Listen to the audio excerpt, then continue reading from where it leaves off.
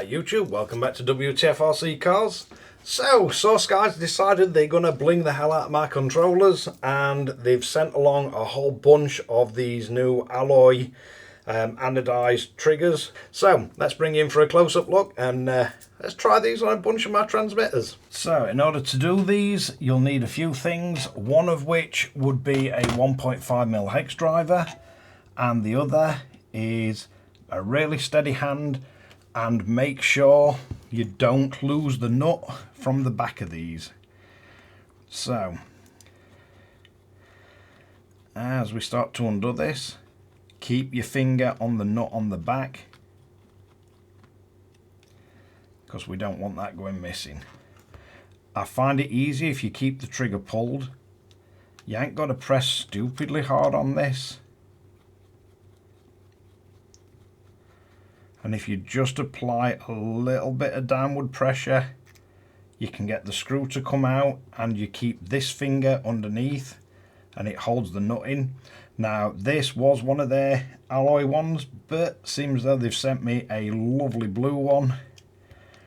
I think it'd be rude not to have this. And if you notice, these are the ones with the locating fin. The only transmitter that you would have to do anything different to get these to fit is the original NB4, and that's purely because it doesn't have the space for the fin. Don't crazily over tighten these. So there you go, we can have a nice anodized blue trigger. It really does look nice, and it matches the rest of the transmitter. So anybody watching my channel knows that the one with the Gundam on is the Pro Plus. Now this one is the NB4 Plus. This one has a standard medium plastic trigger on.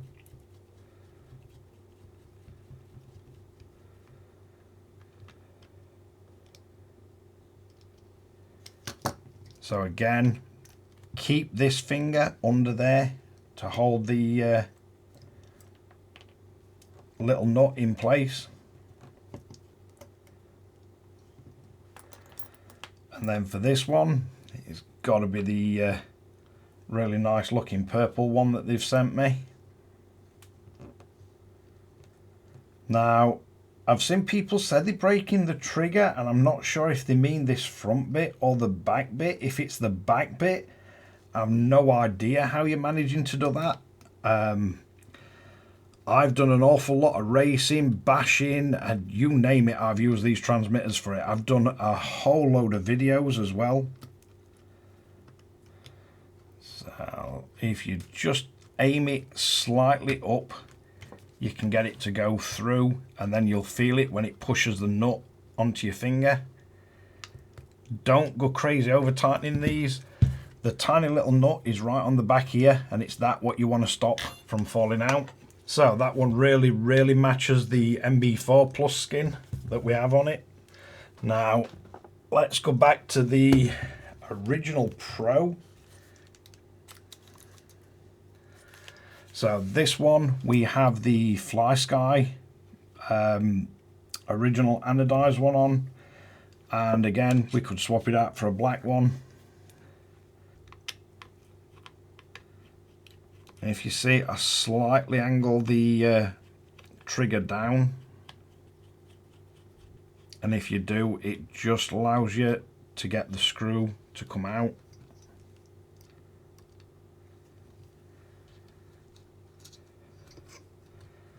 And you can pick it off and then lift out the stick, the original trigger. And if you see, I'm just holding the nut on the back. Yeah, for this one, just going to put a green one on it for no reason other than I just have one left.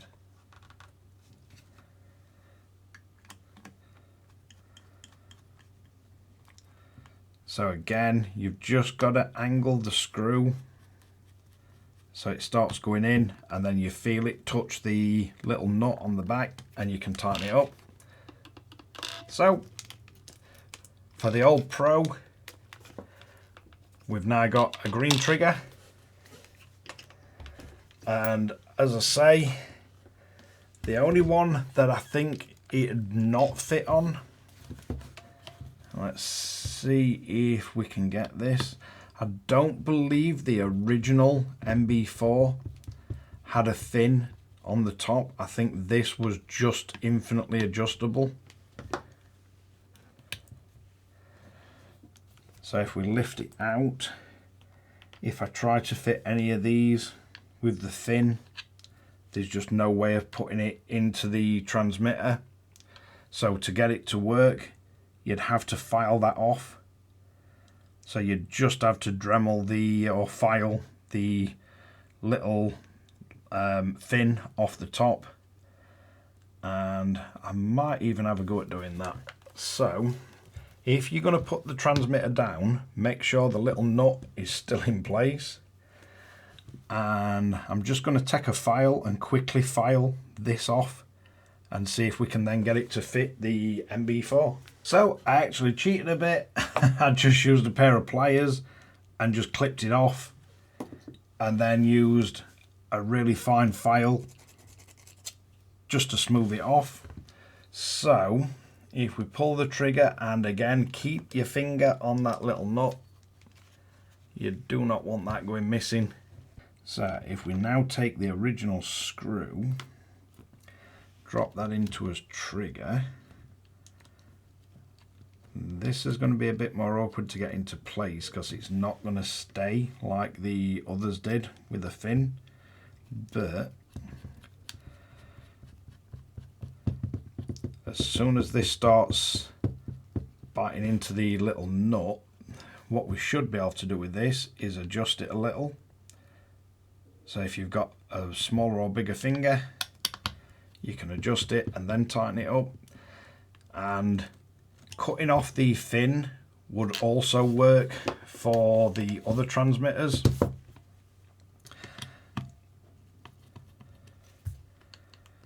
So if you wanted to make the others adjustable, you can cut it down like that and it will fit. You then tighten it up and it'll stay put. Just remember, if you do make this adjustable, always worth going back into your transmitter and just running calibration. Welcome to Noble. And this is roughly the same on all of them. So let's get it in focus. So if you ever mess around with your trigger and you change the throw on it, it's always worth going into your system menu and then stick calibration and do your steering and then redo your throttle. Calibration successful. Because then at least you know when you go 100% forward, 100% brake, you're actually getting your 100% travel. So just something to be aware of. It's not always necessary if you change the just the trigger for a fixed one.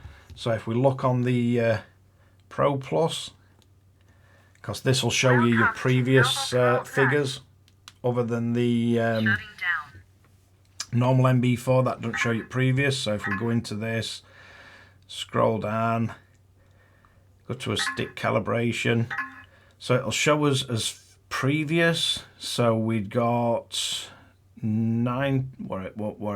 45 throttle, and so 45 back and 79 forward. So if we go forward, we've got 79. If we go back, we've still got 45. So yeah, it's not made any difference to the forward and back. Calibration successful. Which I didn't expect it to, because again, if I show you on the silver one, it's got that little fin that locks it in place. And if you take that off, you then leave this open to a bit more adjustment. It is really easy to take it off. So if you want to file them off, you can just clip them off with a pair of pliers and then very carefully file them down. The original NB4 one, as you see, doesn't have the fin. The original NB4 was quite adjustable, but yeah, I think these look really nice. We've now got a bling red one on the original NB4, just for a laugh. And we got a colour match purple one I've got a nice green colour on the original Pro Plus and a colour matched one for the Gundam skin. So yeah, really do like these, unless you couldn't tell. I love little bling bits, and I absolutely love how these transmitters look now. Let's just zoom out and get you a bit of a better shot. So yeah, this is the whole family. We have, looking at them, the original NB4 Pro, the NB4 Plus, the original NB4, and the NB4 Pro Plus.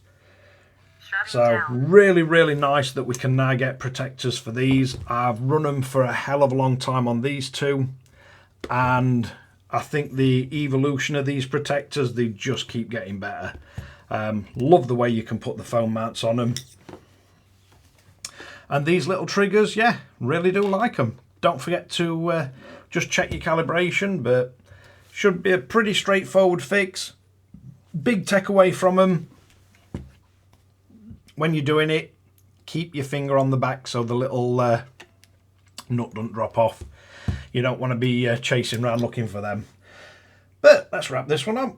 There we have it, a whole bunch of bling sort of front bits for your triggers. I think they look really nice. They do set the transmitter off well. The standard fit, I think, fits perfect. And if you want to make them infinitely adjustable, or you've just got bigger fingers, then you can just shave that little fin off and then use the nut and bolt to hold it in position wherever you want it. But yeah, I'll leave a link to the description for Soarsky. Again, thanks to guys at Soarsky. You send some really bling stuff and you make my transmitters look ace. And yeah, does protect them really well. I do like these grips as well, especially for racing. Might have to get some more of them. But yeah, thanks again for watching Wtf Rc Cars. Don't forget to like and subscribe, hit the notification bell, share to friends and family, and catch you guys again in the next one.